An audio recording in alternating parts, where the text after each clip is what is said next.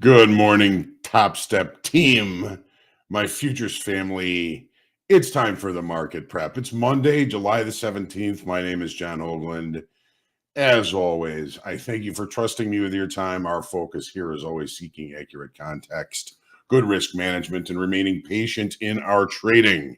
My apologies, our apologies for disappearing last week. We've been working on making some changes, and we are back. And I thank all of you who sent emails with concern for me. I'm fine. I'm planning on living long and prospering, like Spock on Star Trek.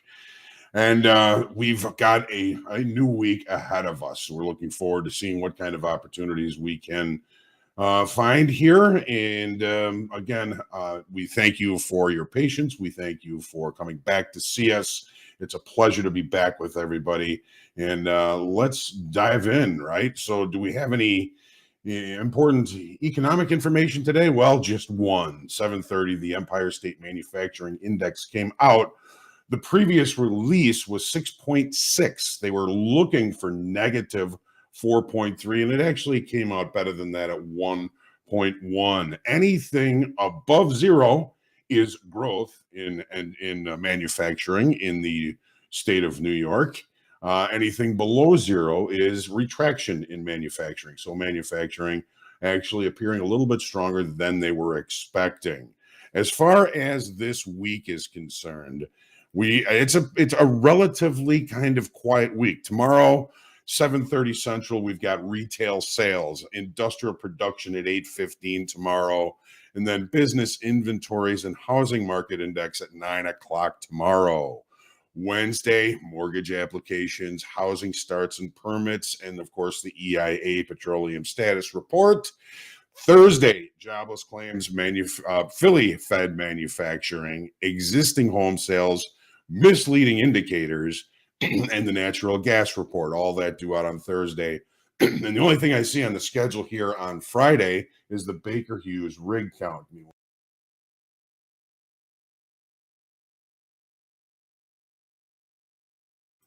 Forgive me. So we do know that we have a lot of earnings coming out. We'll take a look into those in here in just a second. But waking up this morning,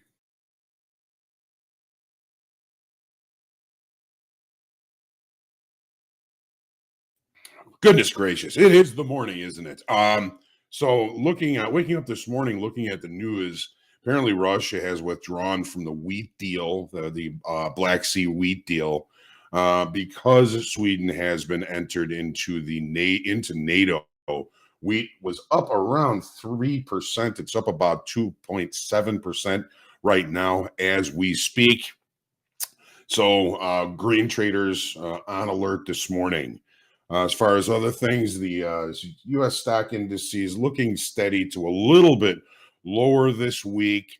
The stock indices breaking a 4-day, well, at least the S&P is breaking a 4-day rally on Friday. We talked about that a little bit amongst ourselves here with the idea that we may see a little bit of a profit-taking event yesterday. And I think that's pretty much just what happened on Friday. We'll take a look at that in the charts here again very shortly. As far as crude oil is concerned, I've changed to the September contract. I believe that by the end of the day, the volume will be greater in the September contract. You're fine trading August or September today. Keep that in mind for you crude traders. Earnings season is heating up a little bit here with many of the smaller banks that are going to be repeating, peppered in with some of the majors coming in later this week, like Bank of America, Morgan Stanley, Goldman Sachs, all of those later this week.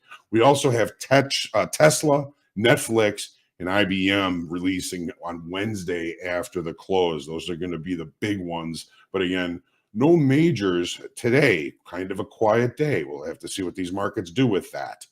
Another thing I found interesting in the news this morning was China's economic growth slowed at a faster rate as the year-over-year GDP in China falls short of the forecasted at 6.3%. The forecast was 7.1%. So Some of the volatility overnight in crude oil is being attributed to that, as well as Russia pulling out of the wheat deal. Who knows what else is going to happen with regards to that.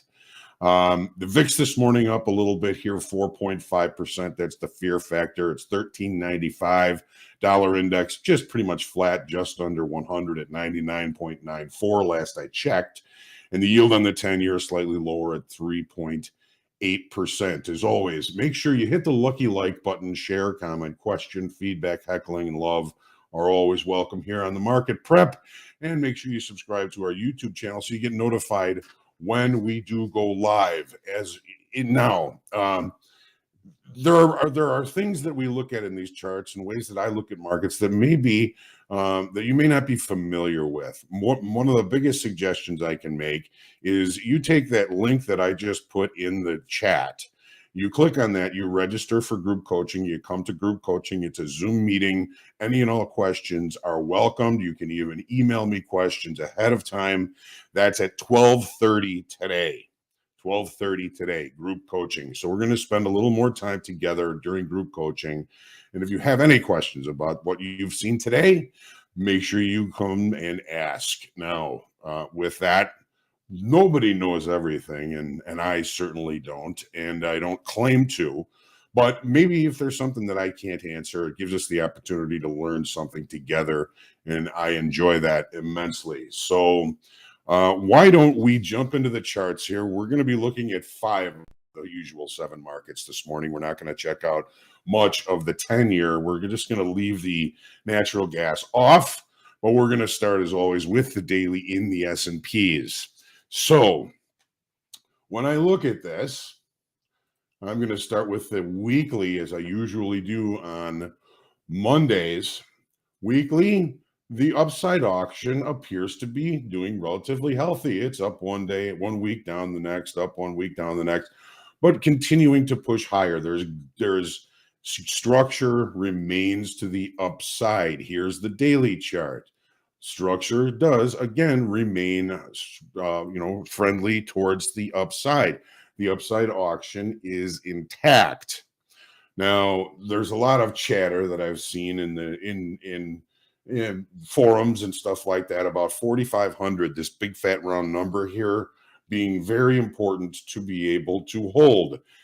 And while I agree with that, I don't think it's a market state breaker if we pull back down below that. As a matter of fact, I've got our weekly kickoff level down here at 44.35. So that gives us a little bit more downside room before I think we really break any upside market structure. I'm not expecting this to happen today. There's not a lot of data.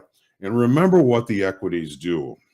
If there's no bad news, they just seem to have a natural drift to the upside, as most investors in stocks are trading buy side only, right? So it makes sense that if there's no bad news, this market can just continue to grind higher. We've got 45.67, which is 5% off the all-time high, and we've got our weekly kickoff high here up at 46.30. It's definitely either side is in reach, and we're going to be getting a lot of information from some of our economic numbers, some of our earnings this week.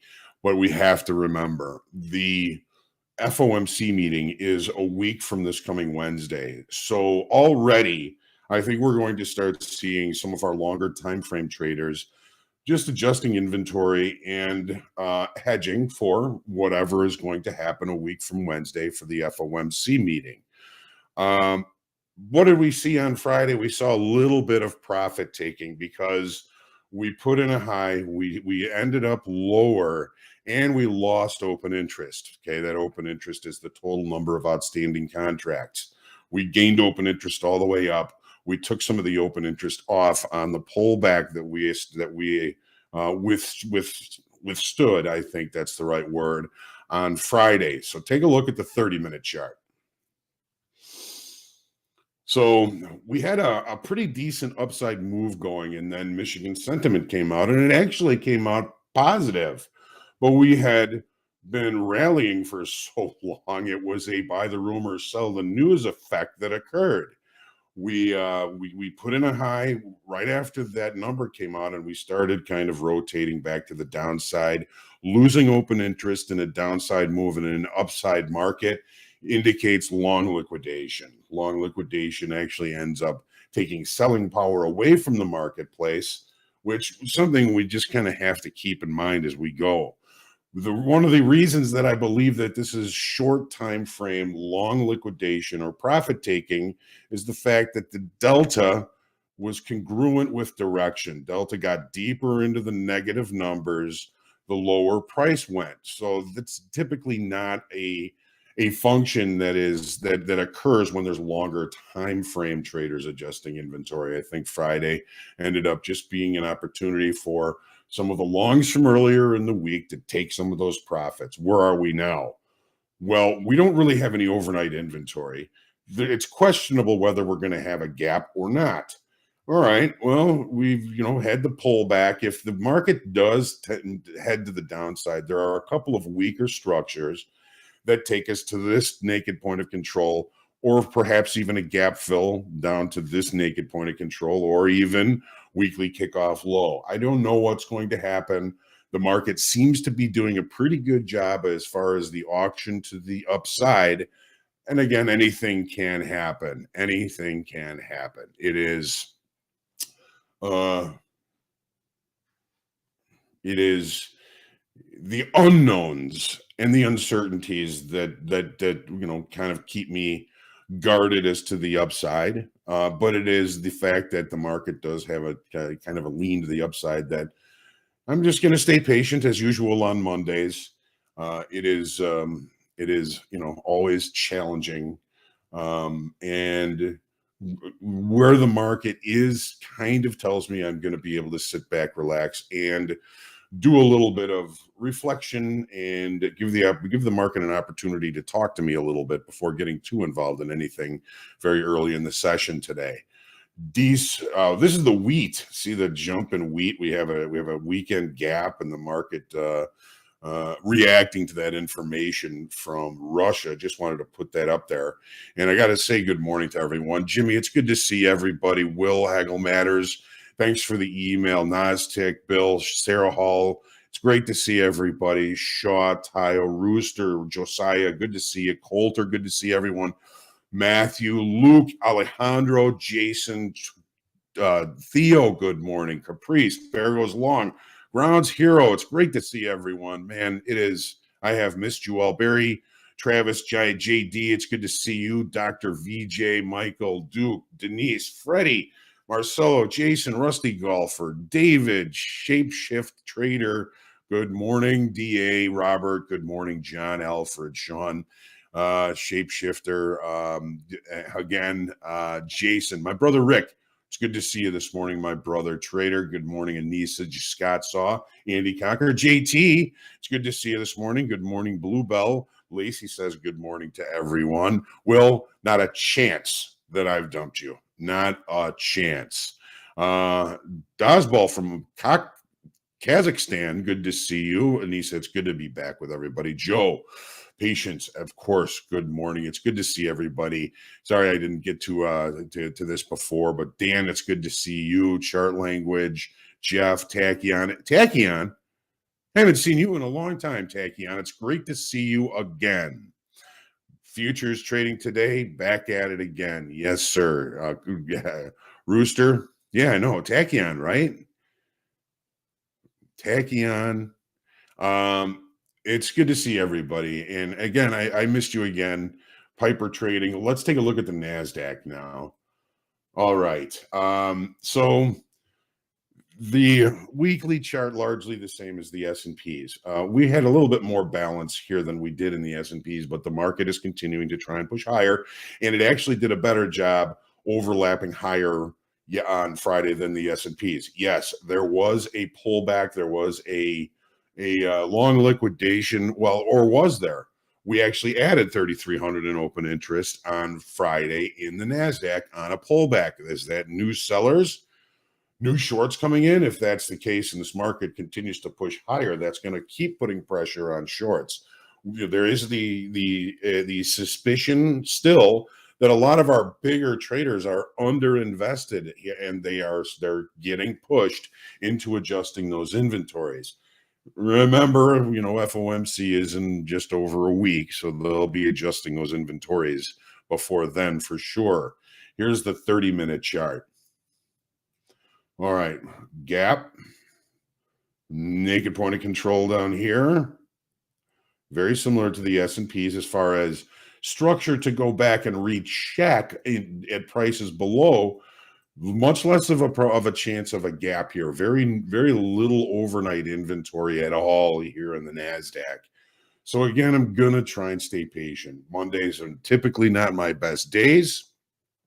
So, I know that, and I'm going to stay calm and take it easy. I've been kind of busy the last couple of weeks. It's been difficult for me to truly engage in the markets. So, but I'm still studying, still keeping track, still doing my homework every day. And if I don't do that, I start to feel weird. I have to do my homework every day. Take a look at the TPO chart here. So we have a bit of a double distribution day to the downside. I'm calling this a late spike. Now, the late spike is when the market is range bound and moves away from balance late in the session. So the base of this late spike here, 15,715, 15,715. Write that down. It's where the market really started to kind of push and accelerate below the previous balance of the day. And what did we have on Friday? We had a late spike. So this whole area here seems ripe for opportunity, and we're there. So, if we open above the base of the late spike, that may be marking rejection of lower pricing. Opening in or below the late spike may be acceptance of lower pricing. Opening above, acceptance of higher pricing. I'm not sure if I said that right. Opening below, acceptance of lower pricing. All 7 of our markets, for those of you that have been paying attention to initial balances, have an extreme on one end or another, that the regular trading hour session is the extreme. Here it is in the NASDAQ. Well, let's take a look at crude oil, probably our third most popular contract here at Top Step. We've got weekly. I can show you the weekly. Crude. Balance. Now, the 200 session moving average is below the 100 and the 50 session are above. So this tends to be a kind of a dicey situation. We've been holding the 200 session. We've been holding the 100 session. Anything in the middle seems to be kind of no man's land. What does it look like on the daily chart? Well, we can see that there's, let's get this right here. So we can see that the 200 session on the daily is above, 50 below, 100 in the middle.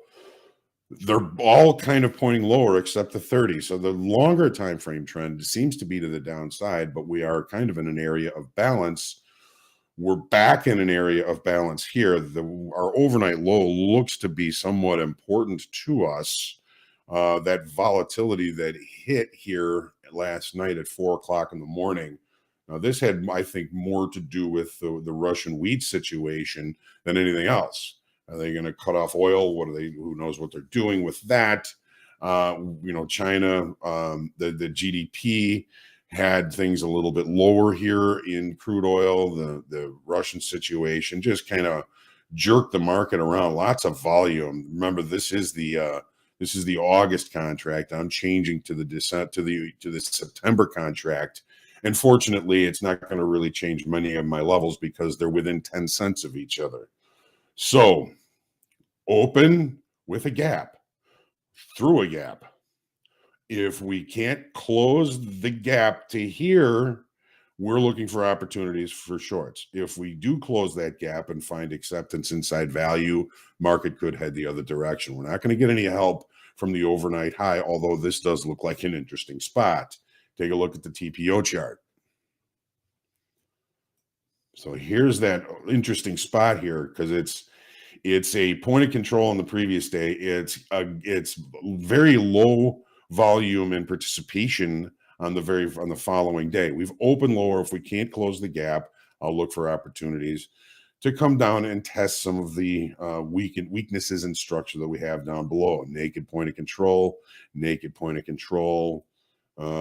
We've kind of looked at the point of control from this area here in the overnight. Have we kind of repaired this profile? It is quite possible. So a lot of what I'm going to be basing crude oil trades on today is if we can close the gap or if we cannot close the gap. It's again Monday, and I'm probably going to be very patient. Again, I'm busy today. I may not get the opportunity to participate that much, but at least we've got the opportunity to talk about things here. Gold. So we had the breakout last week to the upside, which brought forth some pretty good open interest, but the market really has been showing a weakening of structure, a weakening of momentum. On Friday, we lost 6,400 in open interest. That's long liquidation, however, not new shorts. The dollar remains somewhat weak. I don't want to fight a move, but at some point, I'd be looking for this market to find a base. And that base may be down here where we find demand. Maybe this is our supply zone for now. This was day 3 in balance. The market continuing to push to the downside here. We've got a bunch of long shadows here, indicating, again, lack of momentum, lack of decision making. Here's the 30-minute chart. We're already heading to the downside. Opening in range and value would have had me kind of staying patient, waiting for better trade locations.